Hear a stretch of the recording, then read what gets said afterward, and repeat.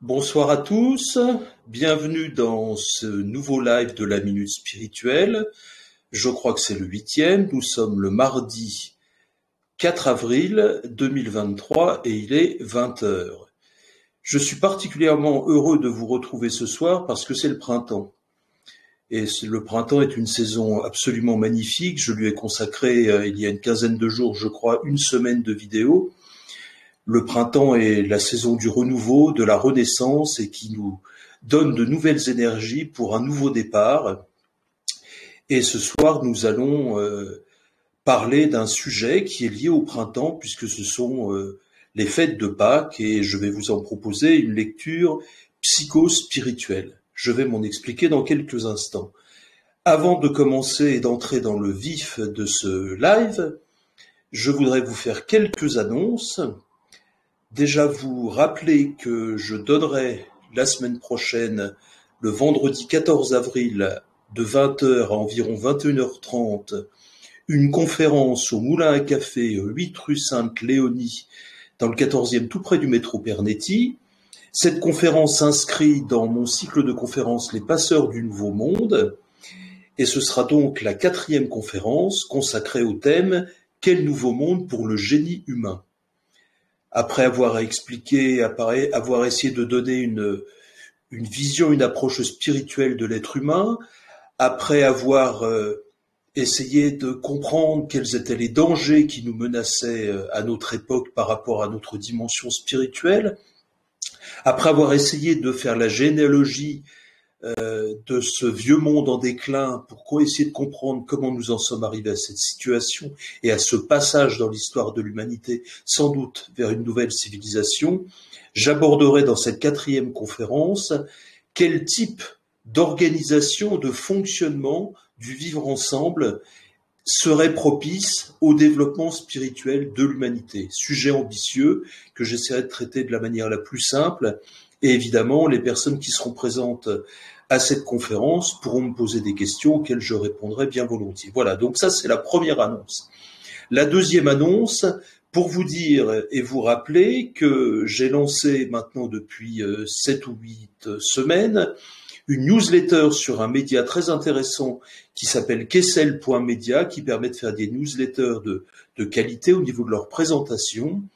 Cette newsletter s'adresse à mes abonnés.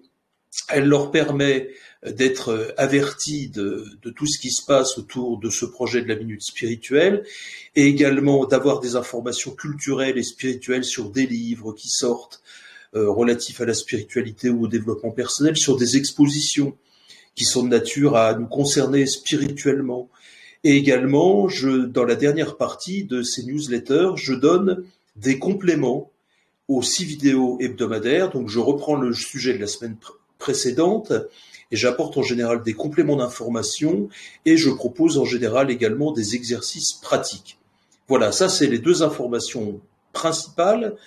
Une autre petite information, vous rappelez que la Minute Spirituelle est présente maintenant sur Telegram, de plus en plus sur YouTube, puisque maintenant je poste d'abord sur YouTube.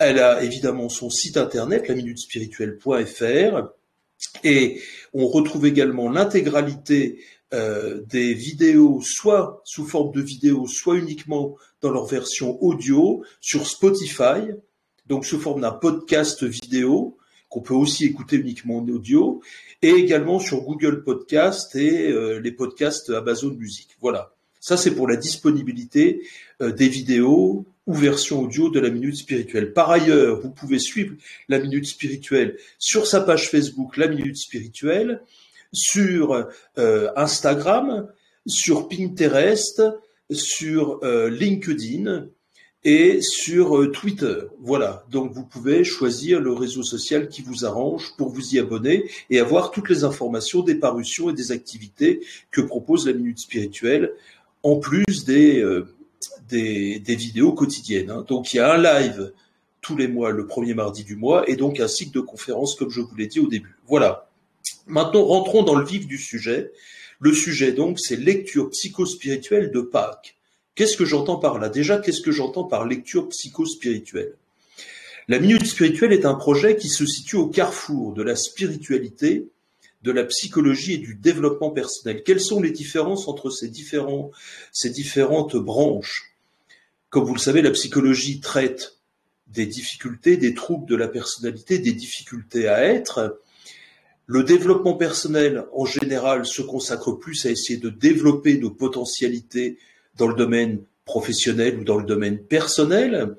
La spiritualité est une voie de recherche de ce qui fait sens pour l'homme et ce qui lui permet en général de dépasser sa condition pour accéder à un autre niveau de conscience. C'est la caractéristique commune à toutes les voies spirituelles, quelle que soit la manière dont elles se présentent.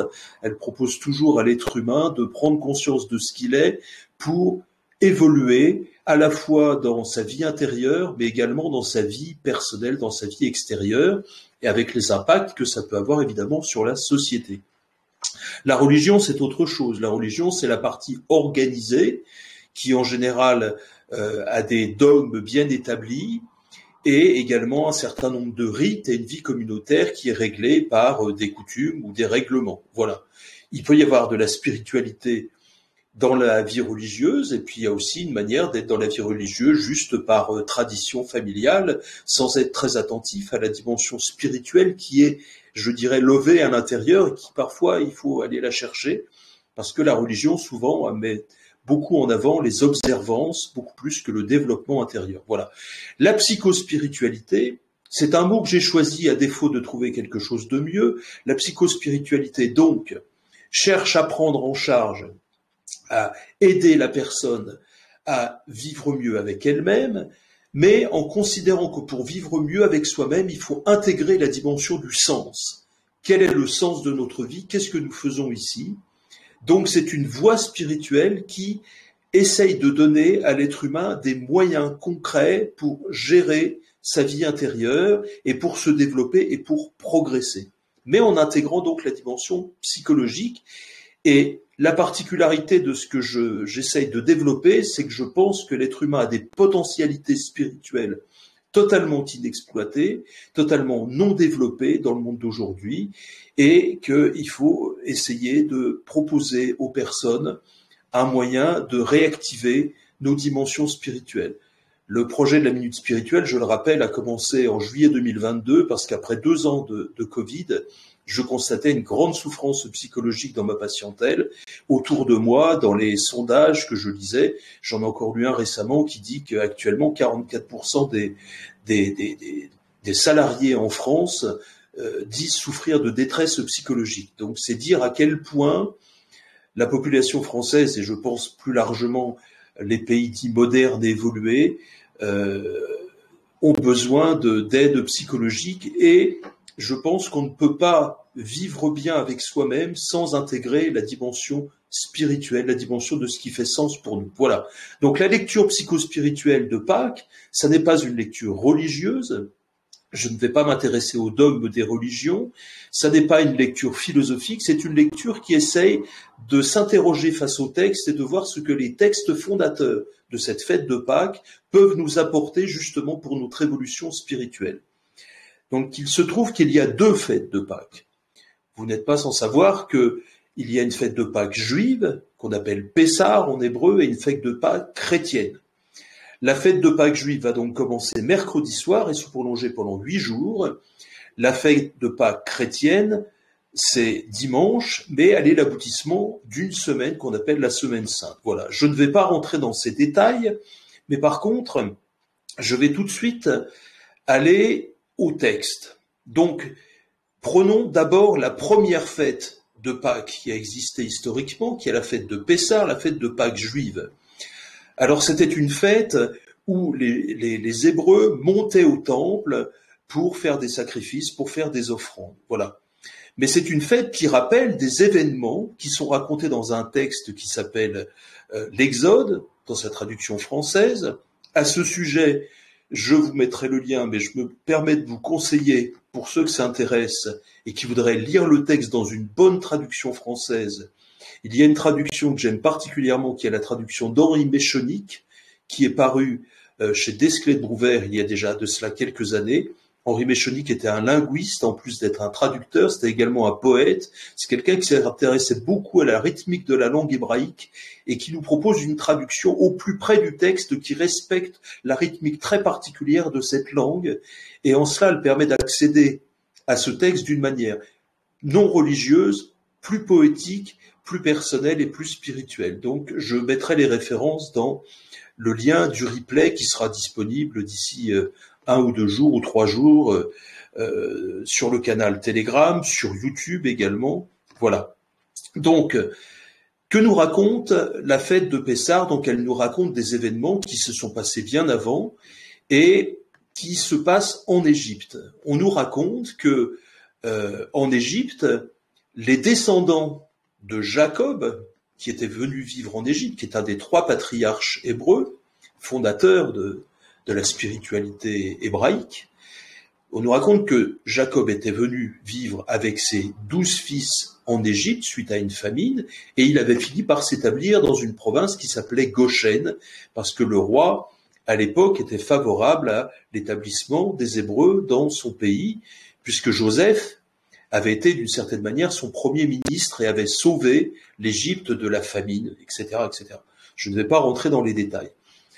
Le livre de l'Exode commence après la mort, évidemment, de Jacob et de ses 12 fils. On nous raconte donc que le peuple s'est développé à partir de ses 12 fils et qu'un nouveau roi naît qui voit d'un très mauvais œil que les Hébreux se soient développés et qui se dit « mais si un jour j'entre en guerre avec mon voisin, peut-être que les Hébreux vont s'allier avec lui et que je vais être vaincu ». Donc il décide de réduire les Hébreux en esclavage et de leur faire construire des villes d'entrepôts. Ramsès et Pithom, certains pensent que peut-être il s'agissait du roi Ramsès, les avis sont partagés et je n'ai pas étudié dans le détail cet aspect archéologique. En tout cas, voilà l'histoire. Donc le peuple hébreu est réduit en esclavage, souffre, se plaint, et le pharaon décide même, comme il se plaigne, décide même, de supprimer tous les nouveau-nés, parce qu'il se dit que, évidemment, si on supprime les nouveau-nés mâles, on va peu à peu détruire le peuple, le faire disparaître, et en attendant, il surcharge de travail le peuple hébreu, et alors qu'au départ, il n'avait pas à faire le mortier et que le mortier lui était donné, il décide que maintenant les Hébreux vont, en plus de leur travail harassant d'esclaves, devoir faire le mortier. Donc, il rajoute une surcharge permanente. Voilà. Donc, qu'est-ce que ça nous raconte? Déjà, l'Égypte se dit en hébreu Mitzraïm. Mitzraïm, Mitzra, c'est une racine qui veut dire l'étranglement. Mitzraïm, c'est un pluriel, donc on pourrait traduire Mitzraïm comme les 2 étranglements. C'est-à-dire, c'est un pays où règne un étranglement physique et un étranglement spirituel.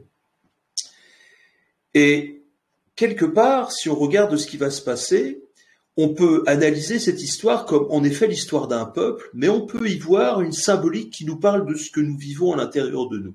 Je poursuis et vous allez comprendre. Voyons maintenant ce qui se passe.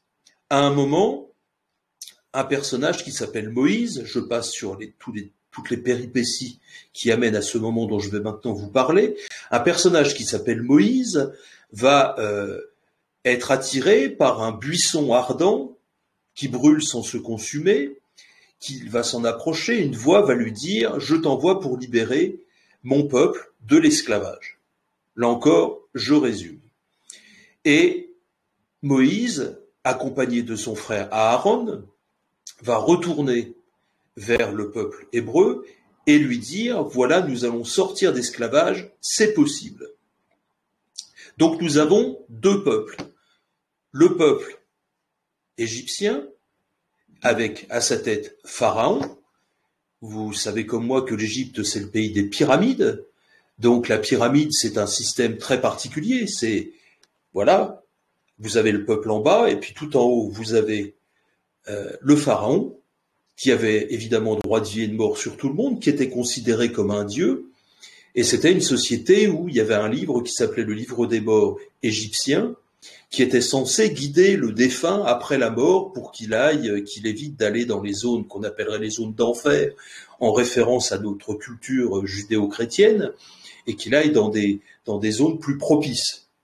Ce livre coûtait une fortune, et donc il n'y avait que les gens très aisés, très riches qui pouvaient le faire écrire avec des hiéroglyphes, c'était très long. Voilà. Donc nous avions un peuple dominé par des puissants qui sont comme des dieux, avec en dessous des pauvres qui obéissent, et en plus un deuxième peuple à côté qui est en esclavage et qui va être réveillé d'une certaine manière de son esclavage par Moïse. Alors, à quoi ça me fait penser? J'ai fait plusieurs vidéos où je parle de la différence dans l'être humain entre son essence spirituelle, ce avec quoi il vient au monde, et sa personnalité du latin persona, qui veut dire le masque, qui normalement servait pour les acteurs à projeter leur voix et en même temps à s'universaliser, c'est-à-dire à effacer leur individu pour prendre une parole universelle et à projeter la voix. Donc d'un côté, l'être humain, il a son essence, ce avec quoi il vient au monde, sa dimension spirituelle, tous ses potentiels, et de l'autre côté, sa personnalité qui s'est développée au contact du monde et qui est adaptée au monde, mais qui prend peu à peu tellement de place que l'essence, comme je l'ai expliqué à plusieurs reprises, finit par être délaissée, on finit par ne même plus l'entendre, et très rapidement, à partir même de la petite enfance, l'essence finit par ne plus s'activer, et ce qui s'active, c'est la personnalité qui, elle, s'habitue à fonctionner d'une certaine manière pour obtenir ce qui lui est nécessaire. L'enfant sait comment se comporter par rapport à ses parents. Voilà. Donc la personnalité se construit par rapport à un besoin de trouver sa place dans une société pour assurer sa survie. Voilà. Eh bien moi, quand je me confronte à ce texte, qui peut donc avoir une interprétation, je dirais, sociale, je lui trouve également une interprétation me concernant moi en tant qu'être humain. Moïse me fait penser à l'essence. Moïse reçoit une parole divine, donc il est connecté avec l'infini, il est connecté avec le spirituel. Pharaon, qui lui domine la société, qui lui a une société où il fait construire des villes d'entrepôts pour accumuler des richesses, pour accumuler de l'aisance, me fait penser à la personnalité qui veut gérer le monde et qui très souvent se développe dans une dimension d'orgueil, parce que son habileté lui fait penser qu'elle a toujours raison et qu'elle est meilleure que les autres, etc., etc. Et donc ça, c'est Pharaon. Donc vous avez d'un côté Moïse et le peuple hébreu qui représenterait symboliquement l'essence et toutes les potentialités divines et spirituelles de l'être humain, et de l'autre côté, Pharaon avec le peuple, tous ceux qui le servent et qui servent ce projet finalement de maîtrise, de supériorité, dans un monde qui vit par la compétition, par la comparaison, par éventuellement la domination. Donc, c'est ces deux parties que nous avons en nous. Nous avons Moïse, qui est notre essence, et nous avons Pharaon, qui est notre personnalité, on pourrait dire notre ego, et éventuellement même notre orgueil. Et l'essence, Moïse et le peuple hébreu, vit en Mitzraïm, c'est-à-dire dans le pays des étranglements. C'est ce que j'ai expliqué tout à l'heure. Et donc ça nous explique bien, en fait, la situation qui est la nôtre. Toute notre dimension spirituelle dont nous perdons conscience, plus nous grandissons, si nous ne la cultivons pas, finit par être l'esclave de Pharaon, c'est-à-dire de la dimension de la personnalité qui veut vivre en société, briller en société, être orgueilleuse en société, et qui fonctionne dans un monde où il faut toujours tout maîtriser, où on a l'orgueil de vouloir maîtriser le monde, maîtriser la nature, maîtriser les autres, se maîtriser soi-même, etc., etc. Voilà. Et donc, qu'est-ce qui va se passer? Il va se passer que Moïse, l'essence, à un moment, s'exprime. Et elle s'exprime quand? Eh bien, elle s'exprime au moment où elle est dans une grande souffrance. On voit que le moment où Moïse est interpellé par Dieu, par la vie avec un grand V, par donnez-lui le nom que vous voulez, en tout cas par quelque chose qui dépasse notre humanité et nos strictes dimensions humaines, Et notre essence est connectée à quelque chose de plus grand que nous. Donc, l'essence, elle va être réactivée dans les moments où elle est le plus opprimée, le plus en souffrance. Et c'est ce que l'on vit dans notre existence. Notre essence se réveille souvent dans les moments d'épreuve, dans les moments de doute, dans les moments où tout semble s'effondrer. Là, il y a un appel, un sursaut de vie, et le questionnement nous reprend. Donc, c'est notre essence qui, à ce moment-là, veut à nouveau vivre. Donc, voilà une manière d'approcher le texte qui n'est pas religieuse, qui est psycho-spirituelle. Et c'est intéressant ensuite de voir ce qui va se passer. Je n'ai pas le temps pendant ce court live de vous faire une explication de la manière dont je comprends, par exemple, les symboles des 10 plaies, puisqu'on sait que quand Moïse va aller voir Pharaon en lui disant « Laisse mon peuple partir dans le désert pendant 3 jours pour prier son Dieu », Pharaon veut absolument pas qu'ils s'en aillent parce qu'il veut continuer à les exploiter comme esclaves. Donc, pour obtenir de Pharaon qu'il les laisse partir, il va y avoir un nombre de plaies qui vont s'accumuler, dont on nous dit qu'elles sont déclenchées par Dieu, etc., etc. Tout ça, pour moi, est symbolique. On ne sait pas si ça s'est réellement passé comme ça. Peut-être, peut-être pas. Il n'y en a pas vraiment de preuves archéologiques. Mais en tout cas, ce texte nous raconte qu'il va se succéder 10 plaies de plus en plus difficiles à supporter pour le peuple égyptien et particulièrement pour Pharaon. Et c'est seulement après ces 10 plaies que Pharaon va céder et laisser partir Moïse et les Hébreux, c'est-à-dire abdiquer face à la demande de l'essence d'exister. Donc il faut que la personnalité souffre parfois beaucoup, subisse de nombreuses plaies pour laisser la place à l'essence pour qu'elle puisse s'exprimer et pour qu'elle puisse se libérer de son emprise et retrouver son identité et sa vie propre. Alors, je ne vais pas détailler les 10 plaies, mais par exemple, la première plaie est intéressante. La première plaie d'Égypte, c'est l'eau du Nil, qui était considérée comme un dieu d'ailleurs, qui va être transformée en sang. Nous savons que nous sommes constitués d'à peu près 80%, 75 ou 80% d'eau, et que l'eau est vitale pour nous. Donc, et nous savons aussi que le sang, quand on le voit, c'est qu'il a coulé, c'est qu'il y a eu blessure. Donc, sans aller chercher très loin, le fait que cette plaie transforme l'eau en sang nous montre bien que la fécondité, la vie même de la personnalité, si elle refuse d'entendre l'appel de l'essence, à un certain moment, elle va être en danger. Et c'est ce qui se passe dans notre existence. Si nous n'entendons pas l'appel de notre enfant intérieur, de notre essence, de notre vrai moi qui appelle pour vivre, et si notre essence, c'est-à-dire nos intérêts, nos habitudes, nos engagements, notre confort, refuse de l'entendre, eh bien parfois ça finit par se métaboliser dans des plaies, dans des souffrances, dans des maladies. Et donc, ça met en danger notre existence, notre vitalité. Donc ça, c'est la première plaie. La 10e plaie est encore pire, je passe donc sur les autres, la 10e plaie est encore pire. La 10e plaie, en fait, va tuer tous les premiers-nés des Égyptiens.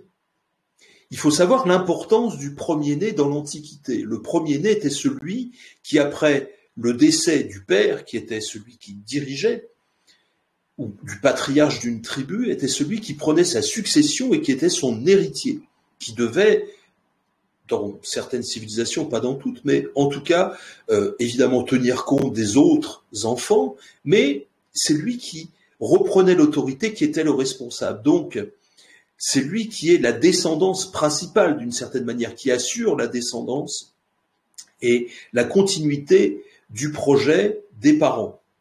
Et donc, cette dernière plaie tue les premiers-nés des Égyptiens. C'est-à-dire que tout ce que la personnalité peut vouloir faire, si elle l'a mis en esclavage, l'essence, représentée par les Hébreux et par Moïse, toute sa fécondité, toute sa descendance est en danger de mort d'une certaine manière, c'est-à-dire n'est pas féconde, ne porte rien de vraiment vivant.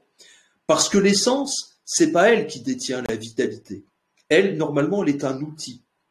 Elle n'est pas notre vitalité, elle n'est pas notre vie spirituelle. Voilà.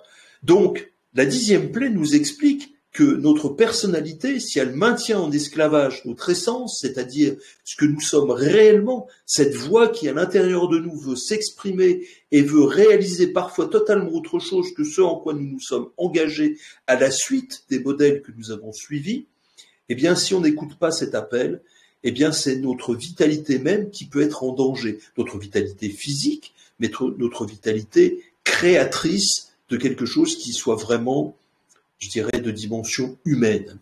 Voilà. Donc, on vient d'apprendre des choses qui sont vraiment très intéressantes à partir de textes qui sont réputés être des textes religieux, qui normalement ne concernent que les croyants, ne concernent que les juifs ou les chrétiens. Voilà, puisque la Torah devient l'Ancien Testament pour les chrétiens. Et alors, dans les choses que je voulais également aborder avec vous, c'est la première chose qui est demandée aux Hébreux avant même qu'ils réussissent à partir, à s'échapper d'Égypte et à partir dans le désert en quête de la terre promise.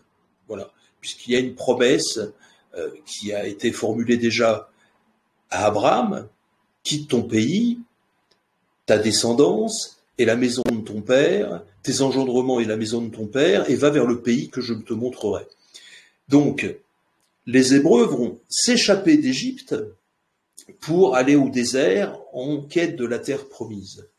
Avant même qu'ils s'échappent et que donc ils essayent de se réorganiser en tant que peuple hors de l'emprise des Égyptiens, donc avant même que l'essence puisse se remettre à vivre sa vie autonome et à essayer de se redévelopper en échappant à l'emprise de la personnalité, la première chose qui est demandée aux Hébreux, c'est la vie avec un grand V. Dieu, vous l'appelez comme vous voulez, je vous l'ai déjà dit, dit à Moïse, tu fixeras, ce mois sera le premier de tes mois.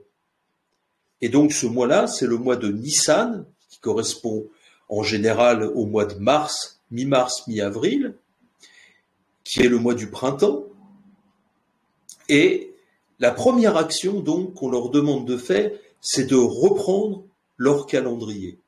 C'est-à-dire qu'au moment où nous entendons l'appel de notre enfant intérieur, de notre essence qui nous demande de changer pour pouvoir retrouver d'une certaine manière le bonheur, parce qu'en général cet appel, comme je l'ai dit, s'exprime quand nous sommes dans le malheur et dans les épreuves, avant même de pouvoir redonner à notre essence sa place, il faut commencer par reprendre son calendrier, c'est-à-dire reprendre les commandes de sa vie.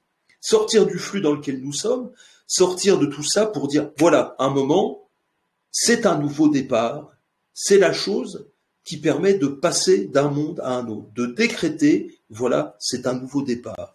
Et ce nouveau départ est bizarrement fixé quand on regarde le calendrier hébraïque étant un calendrier lunaire, il commence toujours à la lune la plus basse, et donc le début du mois qui est fixé, le mois de Nissan, est fixé au moment où la Lune, les influences de la Lune sont les moins fortes. Or, on sait que la Lune a une influence sur les marées, que nous sommes de l'eau, donc elle a une influence sur nous. L'astrologie en parle beaucoup mieux que moi. Moi, j'essaye simplement d'être un petit peu logique et intuitif. Donc la Lune, les gens qui sont très nerveux le savent, quand c'est la pleine Lune, ils ont du mal à dormir, etc., etc. Donc, le calendrier est fixé au moment où la Lune est la plus faible. Et puis elle va croître, c'est aussi ce qu'on voit dans le ciel, premier quartier, jusqu'au moment de la pleine Lune. Et à quel moment les Hébreux partent? Au moment de la pleine Lune. C'est-à-dire au moment où ces énergies sont montées le plus, à partir du moment du premier du mois. Voilà. Donc ça, c'est également intéressant. C'est d'une certaine manière quand nous sommes au plus bas de l'énergie, qu'il faut fixer le premier jour de notre nouveau calendrier pour commencer une nouvelle vie. Et puis petit à petit, ça va, tout étant cyclique, ça va croître, les énergies vont croître, et à un moment, on va réussir à s'échapper. Et après s'être échappé, eh bien, le peuple hébraïque se retrouve au désert, parce qu'évidemment, quand on remet tout à plat, il y a une période de désert, une période où l'on cherche son chemin. C'est une période qui est difficile. D'ailleurs, l'histoire nous raconte qu'une partie des Hébreux voulait retourner en Égypte, parce qu'ils trouvaient que finalement leur vie là-bas était plus facile. une autre partie, n'ayant plus de dieux égyptiens autour d'eux, se crée un autre dieu, se crée le veau d'or, au lieu de suivre simplement et d'attendre que Moïse revienne, puisqu'il est monté en haut de la montagne pour prendre les tables de la loi sur lesquelles sont écrits les enseignements. Donc il y a ce passage après qu'on réussisse à s'échapper de l'emprise de la personnalité pour reconstruire une nouvelle vie. Il y a ce passage au désert qui dure un certain temps, mais où on reçoit des aides puisque les Hébreux reçoivent la manne. C'est-à-dire qu'à partir du moment où on prend le risque d'aller vers la nouvelle vie, on reçoit des aides. Et qu'est-ce qui se passe au désert? Peu à peu, le peuple, c'est-à-dire toutes les forces potentielles de notre essence spirituelle, le peuple se réorganise en 12 tribus qui vont chacune avoir leur fonction, chacune ont leur fonction spirituelle, et qui vont construire un Mishkan, un petit temple portatif, qui est un endroit qui correspond au fond de nous à cet endroit de tranquillité, de paix, de sérénité que l'on peut retrouver par la méditation, par la contemplation, par la promenade silencieuse en forêt, cet espace de tranquillité où l'on peut aller poser les questions et obtenir des réponses si l'on redéveloppe son intuition. Et ce Mishkan, c'est en effet l'endroit où Moïse va quand il a des questions à poser à Dieu. Donc, quelque part, à la partie de notre essence qui nous dépasse et qui est connectée, comme dit Nassim Haramein, au champ unifié d'information de l'univers. Parce que quelque chose en nous est connecté à l'infini de l'univers, et quand nous allons au fond de ce petit Mishkan, que nous pouvons construire si nous allons au désert, eh bien à cet endroit-là, on peut se connecter par l'intuition, en posant des questions simples et en étant attentif à ce qui se passe en nous. J'en ai parlé toute la semaine dernière. Vous pouvez aller revoir les 6 vidéos que j'ai fait sur le sujet. Et dans la newsletter, il y a des exercices pratiques pour développer son intuition. Eh bien, dans ce cas-là, on va au désert. Et au fond de notre désert, on a notre Mishkan intérieur où l'on peut aller se réfugier pour poser des questions. Et je vous assure qu'on reçoit des réponses. Évidemment, ces réponses, il faut petit à petit apprendre à les décoder en étant à l'écoute de soi, en étant attentif à ce qui se passe à l'intérieur, en observant notre fonctionnement, mais on obtient des réponses. Voilà. Il est 20h32. J'avais encore beaucoup de choses à vous dire. Mais pour terminer, je voudrais quand même vous parler un petit peu de la Pâque chrétienne.